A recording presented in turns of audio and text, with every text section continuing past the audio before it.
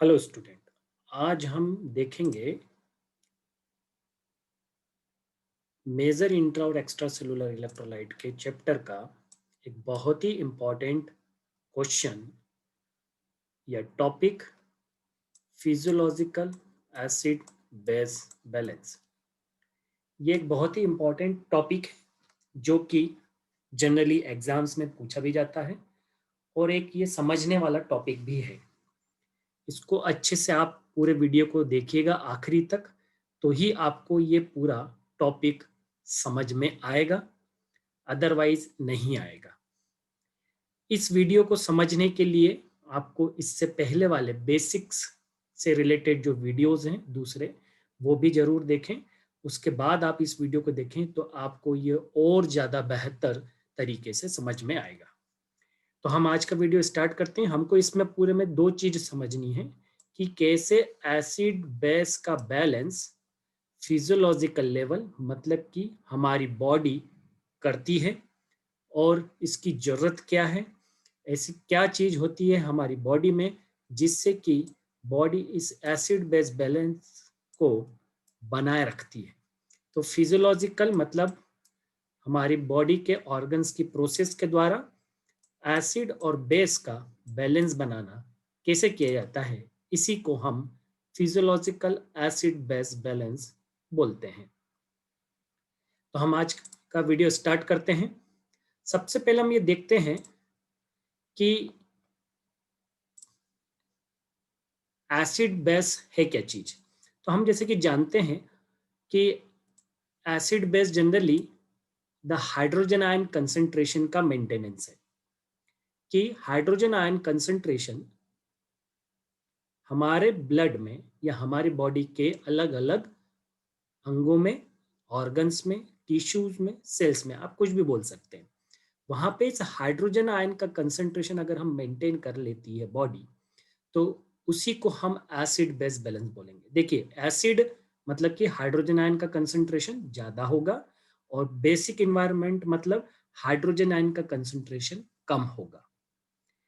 Question ये उठता है कि why to maintain this acid base balance, हमें ये क्यों मेंटेन करना चाहिए, या बॉडी इसको क्यों मेंटेन करती है। ठीक है, ये एक बड़ा क्वेश्चन है कि हमारी बॉडी इसको मेंटेन क्यों कर रही है। ये नॉर्मली हो रहा है, अगर नहीं होता है तो इसको मेंटेन किया जाता है, तो ये जरूरी क्यों है। ये इसलिए जरूरी है, इसका आंसर ये है क्योंकि हमारी जितनी भी बायोकेमिकल रिएक्शन, ठीक है, बायोकेमिकल रिएक्शन मतलब जो हमारे सेलुलर लेवल पे होने वाली रिएक्शन से वो सारी, और अगर सेलुलर लेवल पे होने वाली रिएक्शन सही नहीं होगी तो ऑर्गन्स प्रॉपरली वर्क नहीं कर पाएंगे, ऑर्गन्स प्रॉपरली वर्क नहीं कर पाएंगे तो हमारी बॉडी फंक्शनिंग बिगड़ जाएगी। इसलिए फिजियोलॉजिकल एसिड बेस बैलेंस हम इसलिए मेंटेन करते हैं ताकि बायोलॉजिकल बायोकेमिकल रिएक्शंस जो कि बहुत सेंसिटिव होती हैं इस चेंज के लिए, तो इस ये जो रिएक्शन है बायोकेमिकल रिएक्शन से, ये प्रॉपरली होती रहे हमारी सेल्स में, इसलिए हमको ये एसिड बेस बैलेंस मेंटेन करना जरूरी होता है।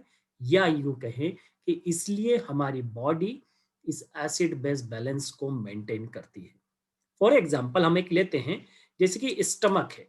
स्टमक मतलब कि पेट, हमारा आमाशय, इसका जो पीएच है वो होता है 1.5 से 3.5 के आसपास। अब ये पीएच किस पे मेंटेन कर रहा है, हमने अभी शुरू में ही देखा। पीएच किस पे मेंटेन कर रहा है, ये पूरा पीएच किस पे मेंटेन कर रहा है, हाइड्रोजन आयन कंसेंट्रेशन, मतलब कि एसिड बेस बैलेंस है, एसिडिक है। और इस पे कौन वर्क कर रहा है, पैप्सिन, ये एंजाइम है। ऐसी ही बहुत सारी एंजाइमेटिक रिएक्शन या बायोकेमिकल रिएक्शन, ये तो एक सिंपल हमने एग्जांपल है, सबसे सिंपलेस्ट, क्योंकि हमारे पेट में होता है। जब भी हम कोई खाना खाते हैं तो यही पेप्सिन और बाकी पेट में मौजूद जो एसिड है वो उसको पचाने में मदद करता है। तो अगर एसिड बेस बैलेंस नहीं होगा वहां का, अगर एसिड एसिड नहीं रहेगा, अल्कलाइन हो जाएगा, तो हमारी फिजियोलॉजिकल प्रोसेस बिगड़ जाएगी।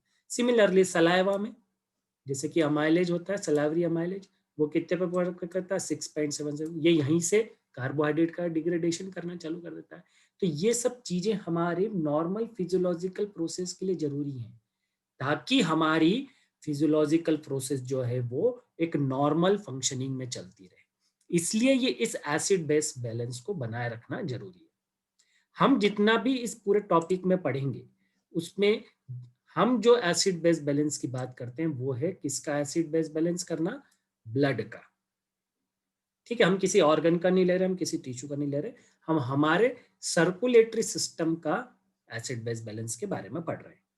इसका पीएच कितना होता है, 7.35 से या 7.4, आप 7.4 भी याद रख सकते हैं, ये भी करेक्टेड है।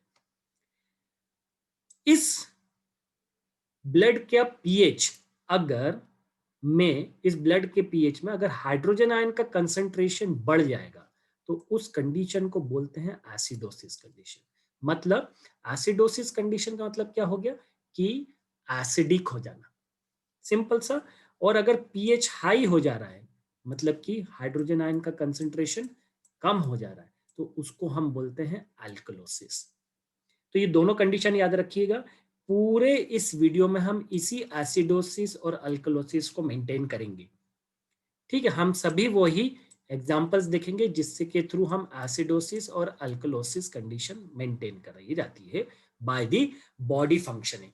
तो इसको आप एक कंसेप्ट बना के रखिएगा कि हम इसी पे कंसंट्रेटेड करेंगे पूरे वीडियो में। अब इन चीजों को मेंटेन करने के लिए हमारी बॉडी में there are the many buffer system जो कि इस पीएच वैल्यू को बनाए रखते हैं। और बफर्स सिस्टम क्या करते हैं, they convert the strong acid और base into the weak acid और वीक बेस। उनके इफेक्ट को कैसे कम करेगा, अगर कोई स्ट्रॉन्ग एसिड है या बेस हमारे ब्लड में हो गया है कोई कंपोनेंट तो उसको वीक एसिड और वीक बेस में कन्वर्ट कर दिया जाएगा जिससे कि उसका एसिडिक नेचर जो है वो कम हो जाएगा और ब्लड का पीएच जो एसिडोसिस हो रहा था या अल्कलोसिस कंडीशन में जा रहा था वो नहीं हो पाएगा।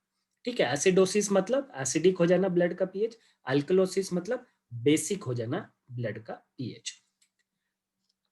दूसरी चीज, इसको मेंटेन कैसे कर रही है ये जो वीक एसिड वीक बेस को क्या किया जा रहा है, द एक्सेस ऑफ अल्कली और acid are excreted from the body. जो भी एक्सेस है हमारे लिए इन वीक एसिड और वीक बेस में से वो सभी शरीर से बाहर निकाल दिए जाएंगे, जिनमें दो ऑर्गन बहुत महत्वपूर्ण है और वो है लंग्स और किडनी। लंग्स के थ्रू होना और किडनी के थ्रू होना, ये सभी जो किया जा रहा है ये इसलिए ताकि होम्योस्टेटिस कंडीशन जो है बॉडी की मेंटेन रहे। मतलब कि अंदर का इन्वायरमेंट जो है जिसमें पीएच और टेम्परेचर जो है वो एक मेजर रोल प्ले करते हैं, तो वो मेंटेन रहे, होम्योस्टेटिस कंडीशन मेंटेन रहे।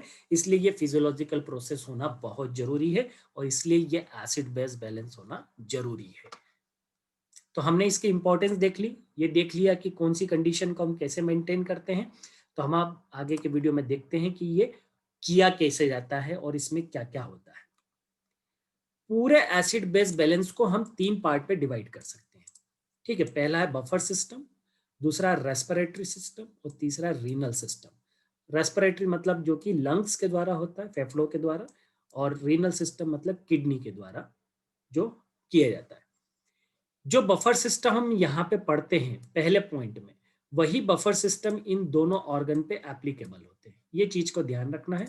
तो यहाँ पे हम बफर सिस्टम पढ़ेंगे और यही बफर सिस्टम लंग्स में अप्लाई होंगे और यही बफर सिस्टम रीनल और किडनी में अप्लाई होंगे। या तो सभी बफर सिस्टम अप्लाई होते हैं या फिर इनमें से कोई एक। तो हम बफर सिस्टम पे आते हैं कि बफर क्या है। तो बफर क्या है ये मैं इससे पहले वाले वीडियो में आपको बता चुका हूं कि बफर क्या है, फिर से बता देता हूं। बफर जो है वो ऐसे वीक एसिड या वीक बेस और उनके करस्पॉन्डिंग सॉल्ट्स के सॉल्यूशन होते हैं। वीक एसिड और वीक बेस और उनके सॉल्ट हैं। ठीक है, तो बफर्स जो हैं हमारी बॉडी में वो तीन तरीके के मेजर बफर्स हैं। पहला है carbonic acid bicarbonate buffer system, phosphate buffer system, protein या हीमोग्लोबिन जिसको हम बोल सकते हैं बफर सिस्टम। तीनों बफर सिस्टम को वन बाय वन समझेंगे और इन्हीं तीनों बफर सिस्टम को हमको कलेक्टिवली या तो सभी एक साथ या फिर इनमें से कोई एक इन दो ऑर्गन्स पे अप्लाई होंगे। इन दो ऑर्गन्स में ये सेम के सेम बफर सिस्टम यूज होंगे, या तो तीनों के तीनों होंगे या फिर कोई एक ही बफर सिस्टम यूज होगा। तो हम सबसे पहले स्टार्ट करेंगे carbonic acid bicarbonate buffer system से। Carbonic acid bicarbonate buffer system क्या कहता है? तो इसमें आपको दो चीजें कंपाउंड्स के मतलब फॉर्मूला याद रखना पड़ेगा। एक है कार्बोनिक एसिड का फॉर्मूला जो है वो ये है, और एक है बाइकार्बोनेट आयन का, उसका फॉर्मूला ये है। ये दो फॉर्मूले आपको याद रखने हैं, ठीक है, इस पूरे बफर सिस्टम को और आने वाले बफर सिस्टम्स को पढ़ने के लिए, या आने वाले फंक्शन जो हमारे दूसरे फंक्शंस हैं जिनके through body acid base balance को मेंटेन करती है, उनको पढ़ने के लिए। तो सबसे पहले हम ये देखते हैं कि ये पाया कहाँ जाता है। तो कार्बोनिक एसिड और बाइकार्बोनेट बफर सिस्टम जो है वो प्लाज्मा और किडनी में होता है। प्लाज्मा का मतलब ब्लड, और किडनी में हम इसको पढ़ेंगे। तो किडनी हमको लास्ट थर्ड पॉइंट में पढ़ना ही है, तो हम उसको वहां पे देखेंगे। प्लाज्मा में कैसे होता है वो हम अभी देख लेते हैं। ये बार बार आएगा, ये वाला बफर सिस्टम सबसे ज्यादा हम पढ़ते हैं, सभी लगभग सभी जगह तीनों पॉइंट में हम इसको पढ़ते हैं। तीनों पॉइंट का मतलब बफर सिस्टम में तो पढ़ ही रहे, इसका तो हम रेस्पिरेटरी में भी पढ़ेंगे और लंग किडनी वाले में भी पढ़ेंगे, मतलब लंग्स में भी और किडनी में भी, ठीक है, दोनों जगह हम इसको पढ़ेंगे। तो इसमें क्या बोलता है कि कार्बोनिक और बाइकार्बोनेट बफर सिस्टम कैसे मेंटेन करते हैं पीएच को, कि अगर मान लीजिए पीएच जो है वो लो हो जाए, या हम बोले कि उसमें एक्सेस ऑफ हाइड्रोजन आयन हो जाए, एसिडिक हो जाए, सिंपल सी बात है ना। एक्सेस ऑफ हाइड्रोजन आयन मतलब कि एसिडिक हो जाना, मतलब पीएच लो हो जाना। तो बाइकार्बोनेट जो है वो कंबाइन होगा किसके साथ? एक्सेस ऑफ हाइड्रोजन के साथ। और जब वो कंबाइन होगा तो वो किस तरह वर्क करेगा? वीक बेस की तरह वर्क करेगा। तो हमने ब्रॉन्स्टन लोरी कंसेप्ट पढ़ा था शुरू में सबसे पहले, ठीक है, जब हमने ये यूनिट स्टार्ट करी थी एसिड बेस एंड बफर्स का, जो पहला हमने पढ़ा था पहले चैप्टर में। तो वहां पे हमने पढ़ा था कि जो प्रोटॉन को एक्सेप्ट करते हैं वो वीक बेसिस, वो बेसिस कहलाते हैं। तो यहाँ पे ये वीक बेस की तरह वर्क करेगा। तो इसने क्या किया? प्रोटॉन को एक्सेप्ट किया। तो बाइकार्बोनेट ने प्रोटॉन को एक्सेप्ट कर लिया और क्या बना लिया? Carbonic acid. ये कार्बोनिक एसिड का फॉर्मेशन कर लिया। कार्बोनिक एसिड जो है ये फर्दर डिसोसिएट मतलब टूटता है, ठीक है, काय में? पानी में और कार्बन डाइऑक्साइड में, इन दो चीजों में ये टूट जाता है। ठीक, इसका उपयोग जो है, इस रिएक्शन का उपयोग हम आगे भी करेंगे। मान लीजिए अगर पीएच जो है वो ज्यादा हो रहा है, अल्कलाइन हो रहा है, बेसिक हो रहा है, या हम बोलें कि हाइड्रोजन आयन कम हो रहे हैं, दोनों सबकी बात का मतलब एक ही है ना, तीनों जो हमने बोली। तो ऐसी कंडीशन में जो कार्बोनिक एसिड होता है वो डिसोसिएट हो जाता है।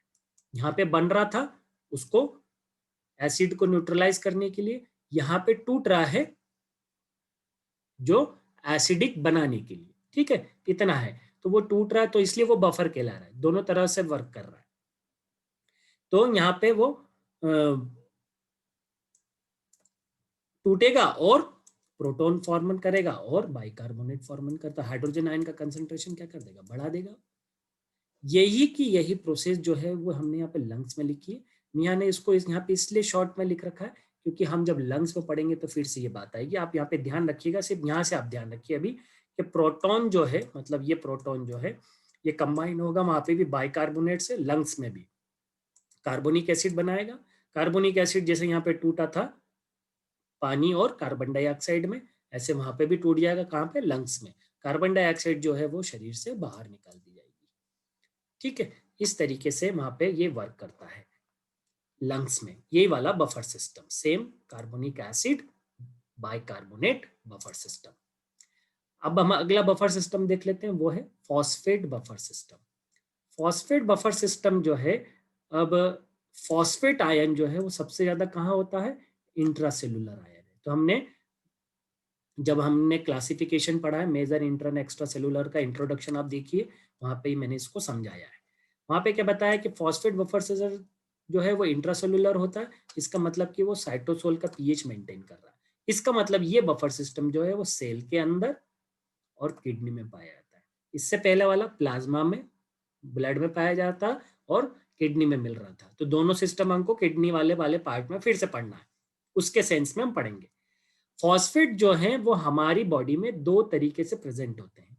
एक है मोनोहाइड्रोजन फॉस्फेट, तो ये हमने लिखा है मोनोहाइड्रोजन फॉस्फेट, और दूसरा है डाईहाइड्रोजन फॉस्फेट। तो डाईहाइड्रोजन फॉस्फेट, तो दो तरीके से फॉस्फेट जो है वो हमारी बॉडी में प्रेजेंट होता है, मोनोहाइड्रोजन फॉस्फेट, डाईहाइड्रोजन फॉस्फेट।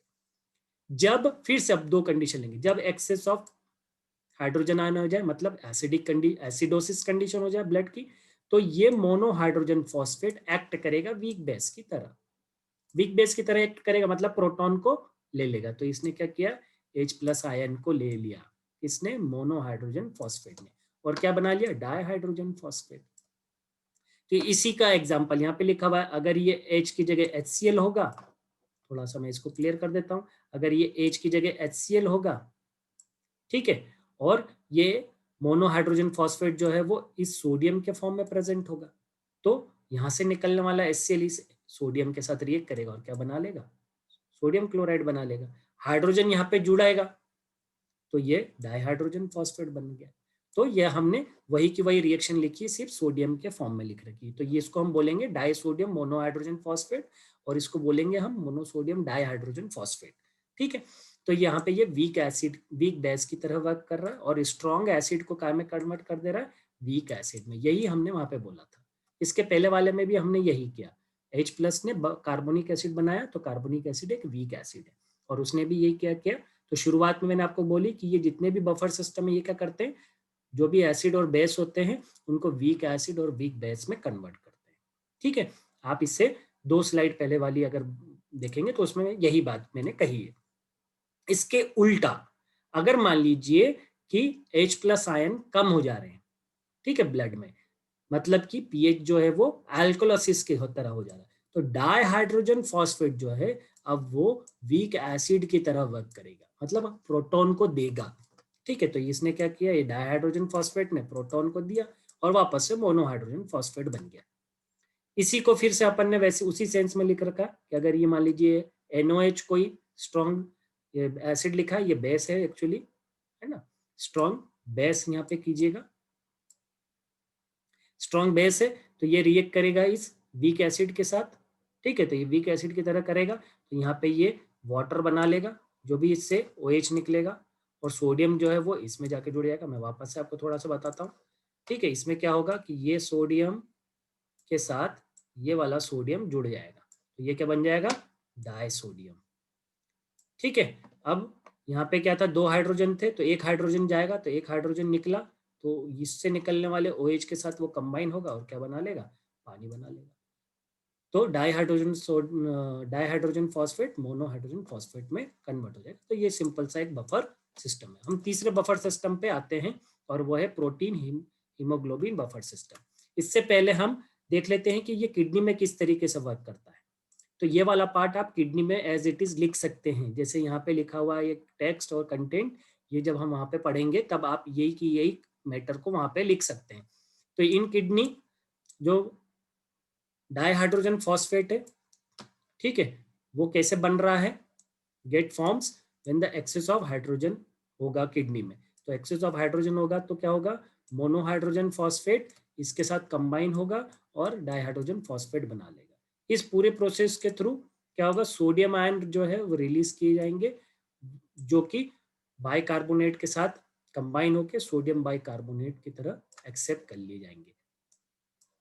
जो सोडियम बाइकार्बोनेट है वो पास होगा ब्लड में, और the kidney is also able to synthesize the new bicarbonate ion and reabsorb the bicarbonate ion।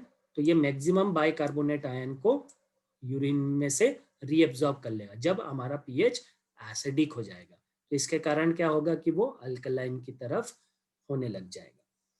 ठीक है, hydrogen replace the sodium and become a part of the, तो इस पूरी प्रोसेस में क्या हो रहा है कि जो मोनोहाइड्रोजन फॉस्फेट था वहां का हाइड्रोजन जो है वो उसमें जुड़ रहा है, और एक सोडियम को क्या कर दे रहा है, रिप्लेस कर दे रहा है। यही हमने इसके पहली बार देखा। तो ये जो डाईहाइड्रोजन फॉस्फेट था ये कहाँ चला जाएगा, यूरिन में चला जाएगा।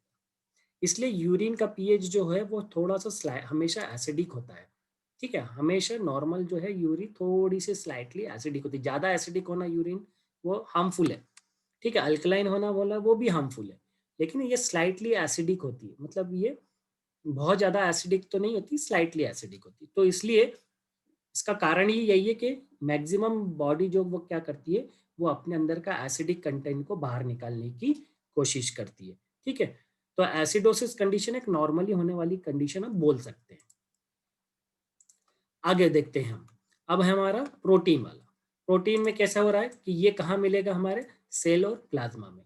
तो प्रोटीन में क्या हो रहा है, प्रोटीन जो है वो अमाइनो एसिड से मिलकर बने होते हैं, और अमाइनो एसिड का जो फॉर्मूला होता है उसमें एक कार्बोक्सिलिक ग्रुप होता है और एक अमाइनो ग्रुप होता है। तो हम यहाँ पे देख रहे हैं कि ये कार्बोक्सिलिक ग्रुप है और ये अमाइनो ग्रुप है। यहाँ पे आर की जगह हम सब्स्टिट्यूशन करके अलग अलग तरह के अमाइनो एसिड बना सकते हैं। अब ये कैसे तरह बफर की तरह वर्क कर रहा है कि जब मान लीजिए हाइड्रोजन आयन ज्यादा है, तो ये हाइड्रोजन आयन इस अमाइनो ग्रुप पे अटैच हो जाएंगे और क्या बना लेंगे, ammonium ion.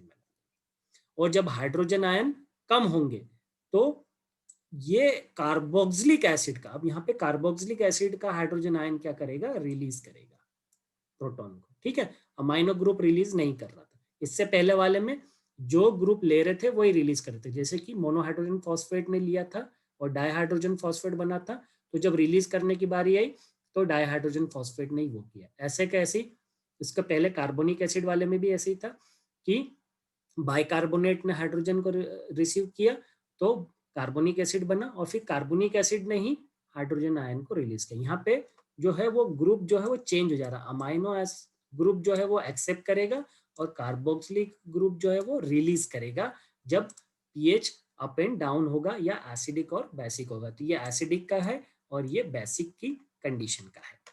The protein are able to serve the both function. जो प्रोटीन होते हैं वो दोनों तरह से वर्क करते हैं, इसलिए एसिडिक और बेसिक, इसलिए इनको हम क्या बोलते हैं, एम्फोटेरिक इन नेचर बोलते हैं, ठीक है। फिजियोलॉजिकल पीएच पे हिस्टिडीन और सिस्टीन जो है वो सबसे ज्यादा इस तरीके से बिहेव करते हैं अमाइनो एसिड्स में, और हीमोग्लोबिन में तकरीबन 37 हिस्टिडीन होते हैं। हम ये बोल रहे हैं कि अमाइनो एसिड इस तरीके से बफर सिस्टम करते हैं, और इस तरह के अमाइनो एसिड कौन से जो बिहेव करते हैं, वो ये दोनों हैं, ठीक है। और इन दोनों में से जो हिस्टिडीन है वो सबसे ज्यादा 37 यूनिट जो है वो हीमोग्लोबिन में मिलती है। तो मतलब हीमोग्लोबिन भी जो है वो एक बफर सिस्टम की तरह वर्क करता है, ठीक है, एक बफर सिस्टम की तरह वर्क करता है, क्योंकि उसमें अमाइनो एसिड प्रेजेंट होते हैं और वो अमाइनो एसिड प्रोटीन प्रेजेंट होते हैं, और वो amino acid histidine amino acid से बने होते हैं, और हिस्टिडीन अमाइनो एसिड इसी तरीके से वर्क करता है। तो वो इस तरीके का बफर सिस्टम प्रोड्यूस करते हैं। तो ये भी कहाँ पे प्रेजेंट है, प्लाज्मा में और बॉडी सेल्स में प्रेजेंट होता है, ठीक है। तो ये ध्यान रखिएगा, ये हम तीनों बफर सिस्टम जो है वो आगे कलेक्टिवली पढ़ेंगे या फिर इंडिविजुअली पढ़ेंगे। तो हम अगले टॉप पॉइंट पे आ जाते हैं। अब आ जाता है पॉइंट 2। हमने तीनों बफर सिस्टम पढ़ लिए, अब हमको पढ़ना है कि रेस्पिरेटरी सिस्टम जो है वो किस तरीके से एसिड बेस बैलेंस करता है। इसको बहुत अच्छे तरीके से देखिएगा और पढ़िएगा और समझिएगा जो मैं बता रहा हूँ आपको, ठीक है। ध्यान से सुनिएगा जो मैं बोल रहा हूँ। कार्बन डाइऑक्साइड जो है वो इरिथ्रोसाइट मतलब आरबीसी बोलते हैं। क्या, आरबीसी, इरिथ्रोसाइट जो है, जो कि हमारी बॉडी सेल्स है। तो आरबीसी में कार्बन डाइऑक्साइड जो है वो पानी के साथ कंबाइन होगी। तो यह कार्बन डाइऑक्साइड पानी के साथ कंबाइन होगी किसमें, आरबीसी में, ठीक है। और क्या बना लेगी, कार्बोनिक एसिड, कार्बोनिक एसिड बना लेगी, ठीक है। तो ये कौन सा बफर सिस्टम है, पहला वाला, कार्बोनिक एसिड बाइकार्बोन, उसमें उल्टी रिएक्शन है ना। वहां पे ये दोनों आखिरी में बन रहे थे और इससे बन रहे थे, ठीक है। अब यहाँ पे ये दोनों से कार्बोनिक एसिड बन रहा है, तो दोनों तरफ होती है। अब यहाँ पे ये जो होती है आरबीसी में, ये होती है कार्बोनिक एनहाइड्रेज की प्रेजेंस में, ठीक है। ये एंजाइम है जो कि ये करता है, इस रिएक्शन को गवर्न करता है आरबीसी में।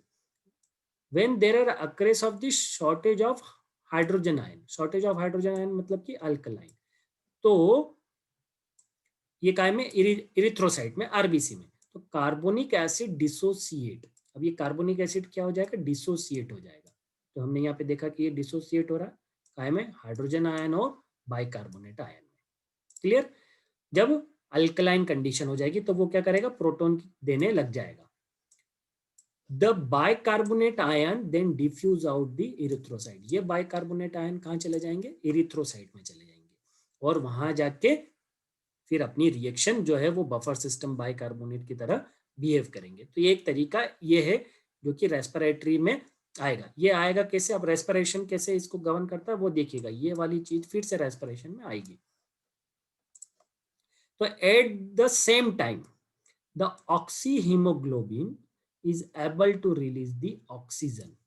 ऑक्सीहीमोग्लोबिन मतलब एक ऐसा हीमोग्लोबिन जो कि ऑक्सीजन लिए हुए है। जब हम सांस लेते हैं तो हमारा ब्लड जो है वो ऑक्सीजनेटेड हो जाता है, और उसको हम क्या बोलते हैं, ऑक्सीहीमोग्लोबिन। तो ब्लड का मतलब वहां पे हीमोग्लोबिन है ना। और it release the oxygen to the body cell, वो बॉडी सेल पे जाके उसको रिलीज कर देगा।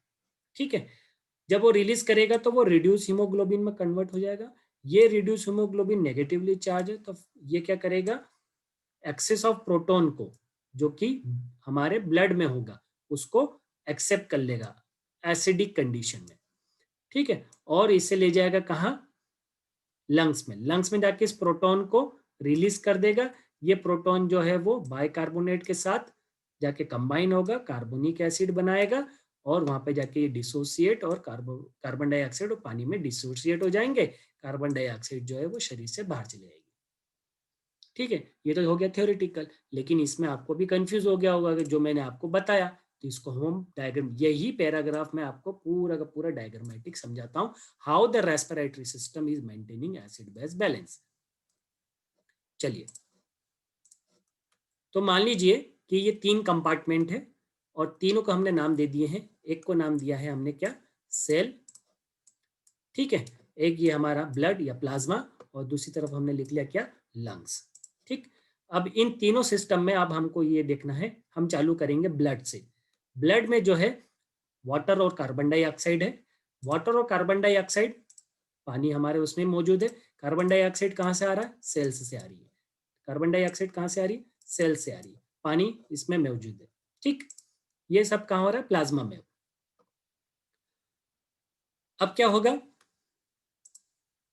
ये दोनों कंबाइन होंगे और क्या बना लेंगे, कार्बोनिक एसिड। जैसे कि इससे पहले भी हमने देखा, अभी ये दोनों कंबाइन होकर क्या बना लेंगे, कार्बोनिक एसिड। कार्बोनिक एसिड जब बनाएंगे तो ये फिर से टूटेंगे, कार्बोनिक एसिड टूटेगा। कार्बोनिक एसिड जो टूटेगा वो काय में टूटेगा, हाइड्रोजन आयन में और बाइकार्बोनेट आयन में। हाइड्रोजन आयन और बाइकार्बोनेट आयन में टूटने के बाद, अब आप इतना प्रोसेस ये हम बार बार पढ़ रहे हैं, इससे पहले भी वाली स्लाइड में भी पढ़ा, और कार्बोनिक बाइकार्बोनेट सिस्टम में भी हमने पढ़ा था। कार्बोनिक एसिड और बाइकार्बोनेट बफर सिस्टम में भी हमने यही चीज पढ़ी थी। अब यहाँ के बाद अपन चलते हैं लंग्स की तरफ। लंग्स में क्या है कि ये ऑक्सीजन कहाँ से आ रही है, हमारी इनहेलेशन से। इनहेलेशन मतलब हम जब सांस ले रहे हैं तो ये ऑक्सीजन हमारे लंग्स में इंटर करी, वहां पे एक हीमोग्लोबिन से कंबाइन हुई जो कि ऑक्सीजनेटेड नहीं है, और ये इसके साथ कंबाइन होके क्या बना लेगी, ऑक्सीजनेटेड हीमोग्लोबिन बना लेगी। ऑक्सीजनेटेड हीमोग्लोबिन, ठीक है, मतलब अब हमारा ब्लड जो है वो ऑक्सीजन कैरी कर लिया है। ये ब्लड ऑक्सीजन को ले जाके सेल पे छोड़ेगा। तो ये कहाँ चला गया, ये सेल पे चला गया। और जब इसने सेल पे ऑक्सीजन को रिलीज कर दिया तो ये रिड्यूस्ड फॉर्म ऑफ हीमोग्लोबिन में कन्वर्ट हो गया। इसको बोलते हैं रिड्यूस फॉर्म ऑफ हीमोग्लोबिन, इसको बोलते हैं ऑक्सीजनेटेड फॉर्म ऑफ हीमोग्लोबिन। ये यहाँ पे रिलीज हो जाने के बाद, ये जो ब्लड में अगर मान लीजिए एसिडिक कंडीशन है ब्लड की, तो ये प्रोटॉन जो है इस रिड्यूस फॉर्म ऑफ हीमोग्लोबिन से कंबाइन हो जाएगा। तो ये कंबाइन हो जाएगा तो क्या बन जाएगा, प्रोटोनेटेड डीऑक्सीजनेटेड हीमोग्लोबिन। इसका नाम क्या है, प्रोटोनेटेड क्यों, क्योंकि यहाँ पे एक ये प्रोटॉन जुड़ गया, और डीऑक्सीजनेटेड क्यों, क्योंकि इसमें से ऑक्सीजन नहीं है, वो उसने यहाँ पे रिलीज कर दी। तो इसको हम क्या बोलेंगे, प्रोटोनेटेड डीऑक्सी, डी मतलब कि ऑक्सीजन नहीं होना, डीऑक्सीजनेटेड हीमोग्लोबिन ये बोलेंगे। ठीक है, मैं इसको क्लियर कर देता हूँ। ये डीऑक्सीजनेटेड हीमोग्लोबिन जो बना है ये फिर आगे जाएगा, ये कहाँ जाएगा, लंग्स में जाएगा। लंग्स में जाने के बाद ये प्रोटोनेटेड डीऑक्सीहीमोग्लोबिन प्रोटॉन को रिलीज कर देगा और वापस से काय में कन्वर्ट हो जाएगा, रिड्यूस फॉर्म में। ये फिर से ऑक्सीजन को लेगा, फिर ऑक्सीजन इसके साथ कंबाइन होगी, ऑक्सीजनेटेड हीमोग्लोबिन बनाएगी, फिर से ये सेल पे जाएगा। ये प्रोसेस चलती रही। अब इस पूरी प्रोसेस में हुआ क्या कि प्रोटॉन रिलीज किया गया लंग्स में, प्रोटॉन को रिलीज किया गया है काय में, लंग्स में। जब प्रोटॉन रिलीज होगा तो लंग्स में मौजूद बाइकार्बोनेट आयन इसके साथ कंबाइन होगा और कार्बोनिक एसिड बना लेगा। कार्बोनिक एसिड जब बनेगा तो ये फिर से डिसोसिएट होगा दो में, पानी में और कार्बन डाइऑक्साइड में। कार्बन डाइऑक्साइड जो है वो हमारे बॉडी से बाहर निकाल दी जाएगी। अब हमको ये देखना है कि रेट ऑफ रेस्पिरेशन, ये इससे हुआ क्या, इससे हुआ क्या।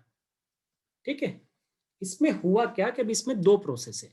मान लीजिए कि एसिडिक कंडीशन हमारी ब्लड की ज्यादा है, ध्यान से सुनिएगा।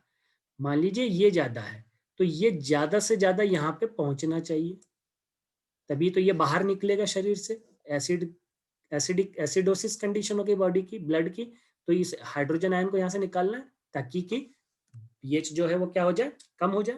तो इसमें क्या होगा कि इसको ज्यादा से ज्यादा निकालना है, तो इसको ज्यादा से ज्यादा निकालने के लिए क्या होना चाहिए, ये ज्यादा निकलनी चाहिए। तो हमारा रेट ऑफ रेस्पिरेशन जब बढ़ जाएगा,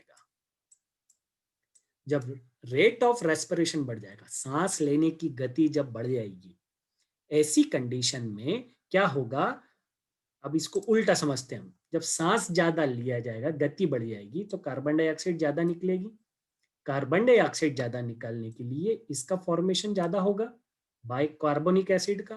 कार्बोनिक एसिड को बनाने के लिए हाइड्रोजन आयन रिक्वायर्ड होंगे। हाइड्रोजन आयन जब रिक्वायर्ड होंगे तो इसका सप्लाई कहाँ से किया जाएगा, ब्लड से किया जाएगा। तो ये यहाँ से जाएगा, ये यहाँ से आएगा और यहाँ से निकाल दिया जाएगा, पानी वापस से ब्लड में आ जाएगा। तो by this mechanism respiratory system is reducing the acidosis condition। अब इसका उल्टा हो जाए, मान लीजिए अल्कलोसिस कंडीशन, पीएच जो है वो ब्लड का बढ़ गया है और हाइड्रोजन आयन का कंसंट्रेशन ब्लड में कम हो गया है, तो क्या होगा, रेट ऑफ रेस्पिरेशन, सांस लेने की गति कम हो जाएगी। कम होगी तो कार्बन डाइऑक्साइड कम जाएगा, कार्बन डाइऑक्साइड कम जाएगा तो बाइकार्बोनेट कम बनेगा, बाइकार्बोनेट कम बनेगा तो हाइड्रोजन आयन का सप्लाई लंग्स में कम होगा। हाइड्रोजन आयन का सप्लाई लंग्स में होगा तो वो ज्यादा से ज्यादा काय में बना रहेगा, ब्लड में बना रहेगा। और ज्यादा से ज्यादा ब्लड में बना रहेगा तो इसका मतलब कि वो वहां पे एसिडिक कंडीशन को बनाने में मदद करेगा, अगर अल्कोलोसिस कंडीशन है तो। ठीक है, तो बाय दिस मैकेनिज्म, तो हमने जो इससे पहले मैंने आपको यहाँ पे ये जो पैराग्राफ समझाया था, इससे पहले मैंने आपको जो इससे पहले वाली स्लाइड में जो लास्ट वाला पैराग्राफ लिखा था वो यही लिखा था। ठीक है, अब उसको आप वापस से पढ़ेंगे रिपीट बैक करके तो आपको वो पूरा समझ में आ जाएगा। ठीक है, हम आगे बढ़ते हैं। लेकिन तो इसको हम कैसे समझ सकते हैं कि when the rate and the depth of breathing is, जो मैंने अभी आपको बताया वही यहाँ पे लिखा हुआ है। कार्बन डाइऑक्साइड ज्यादा बनेगी, कार्बन डाइऑक्साइड ज्यादा बनेगी तो increase in the rate of formation of bicarbonate ज्यादा बनेगा। बाइकार्बोनेट बनाने के लिए हमको ज्यादा हाइड्रोजन आयन चाहिएंगे और ज्यादा हाइड्रोजन के लिए सप्लाई के लिए ब्लड का पीएच क्या हो जाएगा, मोर बेसिक हो जाएगा। मतलब एसिडोसिस कंडीशन में हम इसका ये ऐसा होगा। इसका उल्टा, जब कम कार्बन डाइऑक्साइड बनेगी तो ब्लड का पीएच क्या हो जाएगा, लोअर होगा, मतलब कि वो एसिडिक ज्यादा होगा। तो ये यहाँ पे ये लिखा है, रेट ऑफ ब्रीथिंग बढ़ेगी तो ब्लड का पीएच अल्कलाइन की तरफ जाएगा और मोर बेसिक हो जाएगा। रेट ऑफ ब्रीथिंग जो है वो स्लो डाउन होगी तो ब्लड का पीएच कम होगा, मतलब कि वो ज्यादा एसिडिक होने की तरफ जाएगा। तो by this mechanism they are made, हमारी बॉडी जो है वो या रेस्पिरेटरी सिस्टम के थ्रू हमारा एसिड बेस बैलेंस को क्या करती है, मेंटेन करती है। ठीक है, समझ में आ गया होगा मेरे को लगता है। अब हम चलते हैं हमारे लास्ट पार्ट पे और ये है कौन सा, रीनल सिस्टम।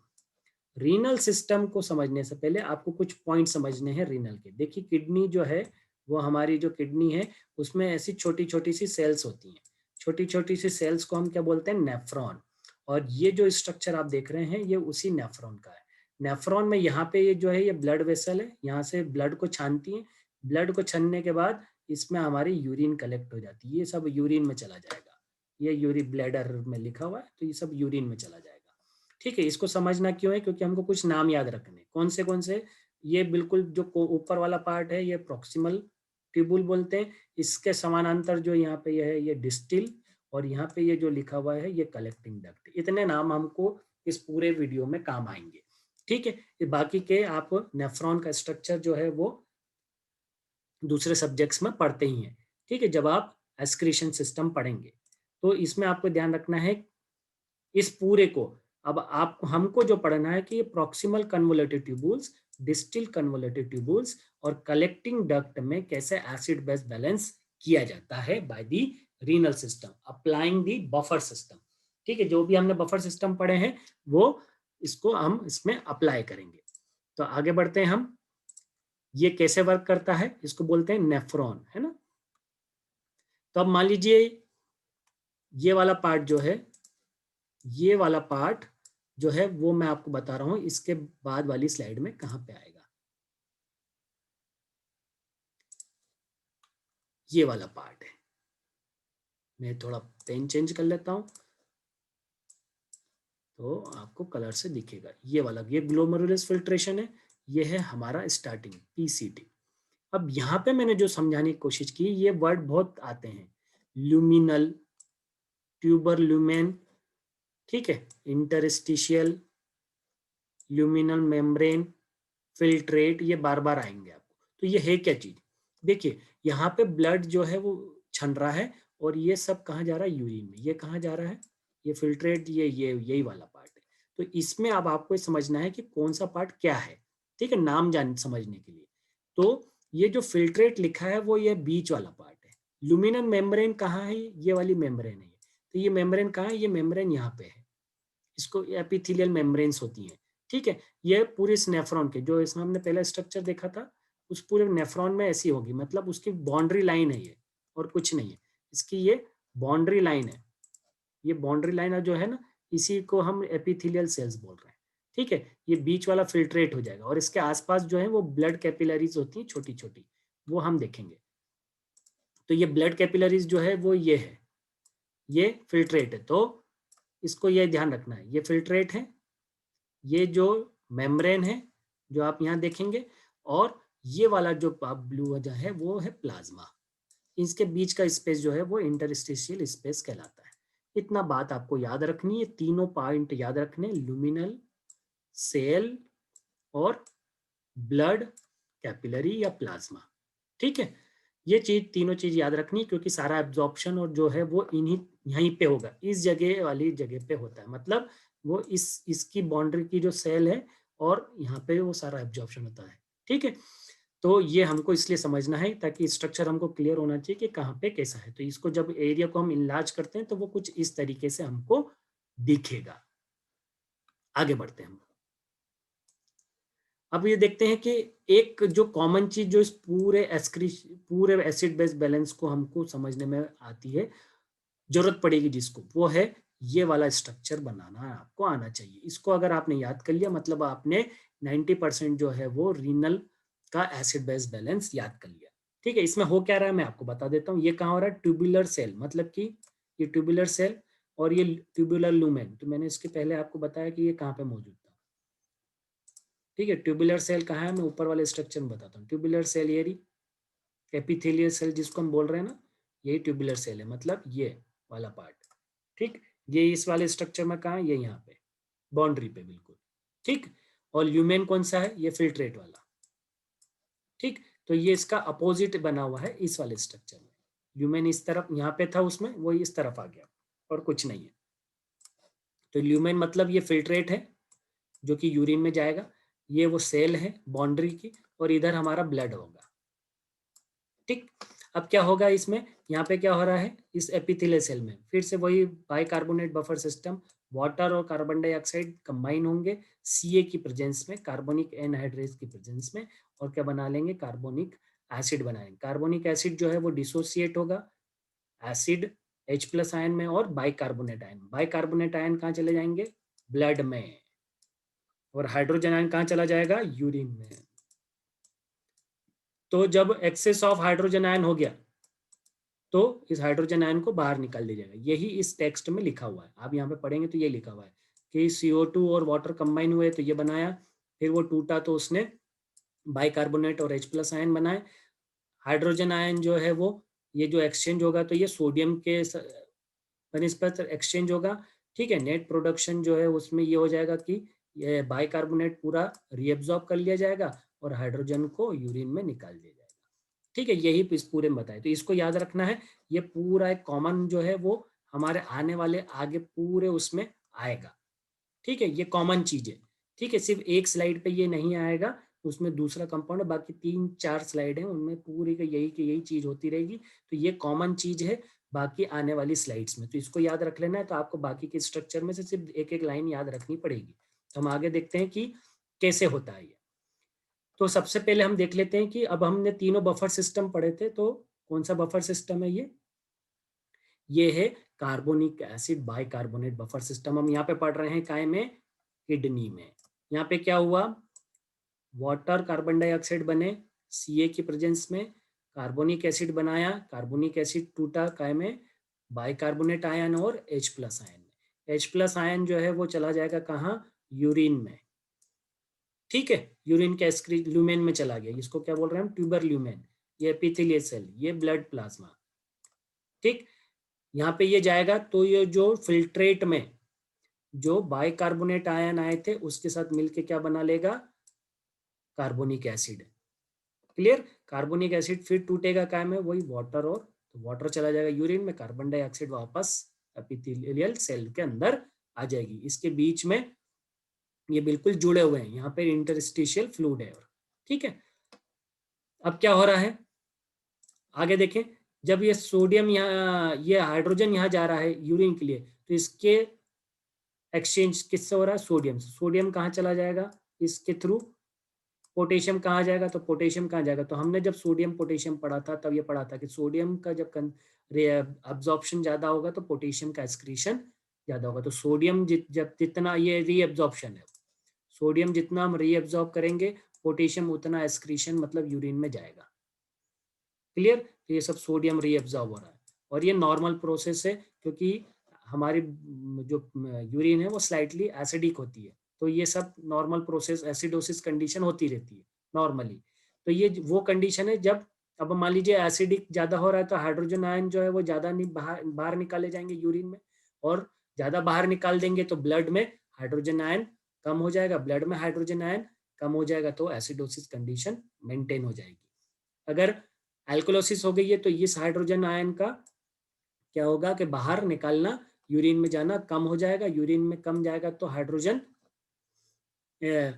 कम जाएगा तो हाइड्रोजन कहाँ रह जाएगा, हमारे ब्लड में रह जाएगा, और ब्लड में रहेगा तो वो एल्कोलोसिस कंडीशन को मेंटेन कर लेगा। तो इसी जगह ये होता है। अब यहाँ पे हम कौन सा बफर सिस्टम अप्लाई हुआ है, bicarbonate carbonic acid buffer system apply किया है, ठीक है। आगे देख लेते हैं हम। अब मैंने क्या बोला था कि आपको उतना पार्ट याद रखना है, तो इसमें से हमको कितना पार्ट याद रखना है, जो भी आपने पढ़ा इतना वाला पार्ट पूरा याद रखना है। ये पहले वाली स्लाइड में भी मैंने आपको बताया, ये कॉमन है लगभग सभी जगह, ठीक है। तो यहाँ पे आएंगे हम जब अगली स्लाइड में, दूसरे बफर सिस्टम में ये है फॉस्फेट बफर सिस्टम वाला, तो इसमें भी ये वाला पार्ट कॉमन है, ठीक है, जो पहली स्लाइड से ही लिया है, ठीक। तो वहीं से आपको पढ़ना, फिर से हम यहीं से समझते हैं। वाटर और कार्बन डाइऑक्साइड कंबाइन होंगे, कार्बोनिक एसिड बनाएंगे, कार्बोनिक एसिड टूटेगा तो हाइड्रोजन आयन बाइकार्बोनेट, बाइकार्बोनेट चला जाएगा ब्लड में, ठीक है। ये हाइड्रोजन आयन जाएगा कहाँ, यूरिन में। अब यूरिन में जो वहां पे वो पहले कार्बोनिक एसिड के साथ मैच कर रहा था, यहाँ पे किसके साथ करेगा, मोनोहाइड्रोजन फॉस्फेट के साथ। मोनोहाइड्रोजन फॉस्फेट के साथ हाइड्रोजन कंबाइन होगा तो क्या बना लेगा, डाई हाइड्रोजन फॉस्फेट। तो इसका टेक्स्ट कहाँ लिखा हुआ है, जहां पे हमने ये फॉस्फेट बफर सिस्टम पढ़ा था इससे पहले, वहां पे इसका टेक्स्ट लिखा हुआ है पूरा, यही समझाया वहां पे हमने, ठीक है। तो जो हाइड्रोजन आयन है जो कि यूरिन वाले पार्ट में फिल्ट्रेट में आएगा, वो मोनोहाइड्रोजन फॉस्फेट के साथ कंबाइन होगा, मोनोहाइड्रोजन फॉस्फेट काय में कन्वर्ट हो जाएगा, डाईहाइड्रोजन फॉस्फेट में, और ये कहाँ चला जाएगा, यूरिन में। इसके एक्सचेंज में कौन आएगा, सोडियम आएगा। सोडियम कहाँ चला जाएगा, पूरा का पूरा वापस से उसमें, और इसके एक्सचेंज के थ्रू पोटेशियम बाहर निकाल दिया जाएगा। This is the process. ठीक है। फिर से अगर एसिड, ये नॉर्मल प्रोसेस हो रही है, अब अगर मान लीजिए एसिडिक कंडीशन है तो क्या होगा, ज्यादा हाइड्रोजन पूरा यही चलता रहेगा। और अगर मान लीजिए अल्कलोसिस कंडीशन है तो इसको बाहर निकालना बंद कर दिया जाएगा, तो अल्कलोसिस कंडीशन मेंटेन हो जाएगी। ये कहाँ रह जाएगा, ये ब्लड में रह जाएगा। ठीक है, this is the process, this is the way जो कि किडनी जो है वो अपना रोल प्ले करती है इस एसिड बेस बैलेंस को बनाने के रखने के लिए। ये मैंने बहुत सिंपलेस्ट फॉर्म लिया है ताकि आपको अच्छे से याद हो सके। बहुत सारे इसमें आयंस और एक साथ होते हैं, मल्टीपल फंक्शंस होते हैं, हमने मिनिमम चीज ली है ना। ठीक है, तो ये वाला पार्ट मैंने आपको बोला कि ये याद ही रखना है, इतना पार्ट। तो अभी हमने 3 बफर सिस्टम पढ़े थे, कार्बोनिक एसिड वाला वो इससे पहले वाली स्लाइड में कर लिया।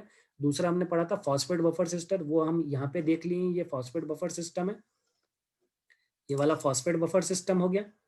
ठीक है, अब तीसरा हमारा बचा है प्रोटीन वाला। तो प्रोटीन वाले को हम कैसे अप्लाई करते हैं वो थोड़ा सा डिफरेंट है। ठीक है, तो यहाँ पे ये वाली चीज फिर से वही कॉमन जो हम अभी पढ़ते आए हैं तीनों चारों स्लाइड्स में। ठीक है, तो मैं इसको फिर से फटाफट बता देता हूँ। पानी और कार्बन डाइऑक्साइड कंबाइन होंगे, कार्बोनिक एसिड बनाएंगे, कार्बोनिक एसिड टूटेगा हाइड्रोजन आयन में और बाइकार्बोनेट में। बाइकार्बोनेट कहाँ चला जाएगा, ब्लड में। हाइड्रोजन आयन जो है अब वो एक्सचेंज होगा। ठीक है, किसके एक्सचेंज होता है, सोडियम से। सोडियम कहाँ आ जाएगा, वापस से ब्लड में। इसके कंपैरिजन में कौन आ जाएगा, पोटेशियम। पोटेशियम कहाँ चला जाएगा, ये हम देख चुके हैं पहले से। अब जो ये था वो ल्यूमेन में किससे कंबाइन हो रहा है, अमाइनो ग्रुप से। ठीक है, किससे, अमोनिया से। अमोनिया कहाँ से आया, ये प्रोटीन के डिग्रेडेशन से आया। प्रोटीन जब टूटेगा अमाइनो एसिड में और अमाइनो एसिड भी टूट जाएगा तो वो रिलीज कर दिया जाएगा काय में, अमोनिया। ये यूरिया साइकिल के थ्रू, जनरली यूरिया साइकिल के थ्रू भी अमाइनो ग्रुप जो है, अमोनिया जो है वो रिलीज किया जाता है।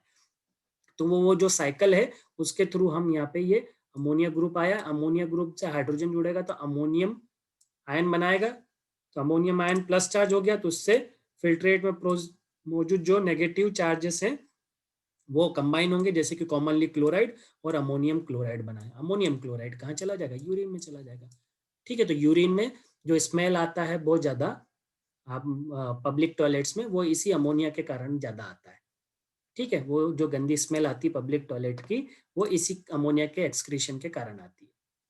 अब मान लीजिए क्या हो रहा है कि अगर एसिडिक कंडीशन है तो क्या होगा, यहाँ पे भी समझ लेते हैं। ये हाइड्रोजन आयन का रिलीजेशन नहीं किया जाएगा। ठीक है, ये नहीं किया जाएगा तो इसको रीअब्जॉर्ब कर लिया जाएगा, सोडियम इसके साथ चला जाएगा, ऐसा होगा। ठीक है, एक और तरीका है जो कि प्रोटीन के डिग्रेडेशन में हम पढ़ते हैं। ये कहाँ पे हो रहा है, अब ये देखना, ये वाली प्रोसेस कहाँ हो रही है, ये हो रही कलेक्टिंग ट्यूबुल्स में। मतलब जो नेफ्रॉन का स्ट्रक्चर मैंने आपको बताया तो उसमें सबसे कोने वाला पार्ट, आपके राइट हैंड साइड वाली जो ट्यूब है उसमें, कलेक्टिंग ट्यूबुल्स में। ठीक है, इस ऐसा मैकेनिज्म एक जगह और होता है प्रोटीन के केस में, और वो होता है कहाँ, प्रॉक्सिमल कन्वर्टिबल्स में। प्रॉक्सिमल कन्वर्टिबल ट्यूबल्स कहाँ होता है, जहाँ ग्लोमेरुलस फिल्ट्रेशन होता है उसके बिल्कुल पास वाला पार्ट। तो उसमें क्या होता है, ग्लूटामिन। ये ग्लूटामिन कहाँ से आया, ये ग्लूटामिन है प्रोटीन डिग्रेडेशन का पार्ट है।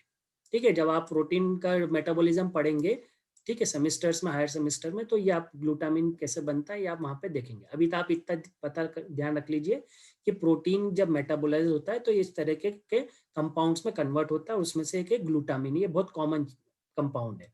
ग्लूटामिन जो है वो जब ब्लड में होगा तो वो कहाँ जाएगा, सेल के अंदर। सेल में आने का ये टूटेगा, इधर भी अगर ल्यूमेन में भी होगा तो भी वो कहाँ जाएगा, एपिथेलियल सेल में। और यहाँ पे ये टूटेगा, टूटेगा तो काय में कन्वर्ट होगा, बाइकार्बोनेट आयन में और अमोनियम आयन में। बाइकार्बोनेट आयन फिर से कहाँ चले जाएंगे, ब्लड में। ये कौन सा हिस्सा है हमारा, ब्लड वाला हिस्सा है। और अमोनियम आयन जो है वो कहाँ एक्सचेंज कर दिया जाएगा, हमारे यूरिन वाले साइड में। अमोनियम आयन जो है वो फिर से क्लोराइड के साथ रिएक्ट करेगा और अमोनियम क्लोराइड के थ्रू के फॉर्म में यूरिन में चला जाएगा। ये किससे एक्सचेंज होगा, सोडियम में। सोडियम यहाँ आएगा अंदर तो ये कहाँ वापस चला जाएगा, ये चला जाएगा ब्लड में। तो दिस इज द वे। ठीक है, ये वो सारे प्रोसेस है जिसके through acid base balance maintain किया जाता है बाय दी किडनी। हमारी किडनी जो है वो इस तरीके से एसिड बेस बैलेंस को मेंटेन करती है। ये बहुत बड़ी प्रोसेस है, हमने इसको बहुत शॉर्ट में लिया है और इतना सफिशिएंट है आप लोगों के लिए। इसको यहाँ पे हम समराइज कर सकते हैं कि ये कैसे वर्क कर रहा है। ये तीनों सिस्टम मैंने आपको समराइज करके बताए हैं कि ये किस तरीके से वर्क करते हैं। ठीक है, तो ये वाला पहला जो है वो carbonic acid bicarbonate buffer system, ये दूसरा जो है वो फॉस्फेट बफर सिस्टम, और ये तीसरा जो है वो प्रोटीन वाला बफर सिस्टम जो है वो किडनी में किस तरीके से वर्क कर रहा है वो दिया हुआ है। इसका थोड़ा बहुत टेक्स्ट आप यहाँ से ले सकते हैं। ठीक है, फॉस्फेट वाला जो है वो आप फॉस्फेट बफर सिस्टम से भी इसका लिटरेचर जो है आप यूज कर सकते हैं। ठीक है, तो ये पूरी प्रोसेस होपफुली आप लोगों को समझ में आएगी। थोड़ा सा लेंदी है, लेकिन ये बहुत इंपॉर्टेंट क्वेश्चन है जो कि एग्जामिनेशन में पूछा जाता है। अच्छे से पढ़िए, इसको बार बार सुनिए तो आपको ये प्रोसेस बिल्कुल समझ में आ जाएगी। Thank you.